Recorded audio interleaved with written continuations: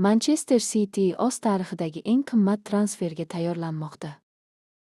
Manchester City Chelsea ning 18 yoshli braziliyalik futbolchi Estevan Villianni transferning asosiy maqsadi deb hisoblamoqda va klub uni qo'lga kiritish uchun o'z tarixidagi transfer rekordini yangilashga tayyor. Shaharliklar futbolchi uchun 120 million yevrolik ulkan taklif tayyorlamoqda. Bu haqda Fichajes nashri xabar berdi. Manbaga ko'ra, Pep Gvardiolaning Estevanda yangi davrni boshlab berishi mumkin bo'lgan barcha fazilatlar mujassam deb hisoblaydi. Manchester City rahbariyati futbolchini qo'lga kiritish uchun bor kuchini ishga solishini, hattoki uning maoshini 2 baravar oshirib, jamoaning eng yuqori maosh oluvchi futbolchilari qatoriga qo'yish variantini ham ko'rib chiqmoqda. Estevanning nomi bir necha oylardan beri Manchester City sport rahbariyati muhokamasida bo'lgan.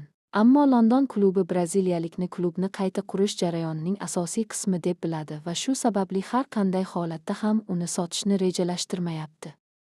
Ma'lumot uchun, Manchester City tarixidagi eng qimmat transferi Jack Grealish hisoblanadi. Futbolchi 2021-yilda Aston Villa dan 117,5 million yevro evaziga Manchester City safiga kelib qo'shilgan edi. Grealishning transferi Angliya futboli tarixida ham eng yirik ichki transferlardan biri sifatida qayd etilgan.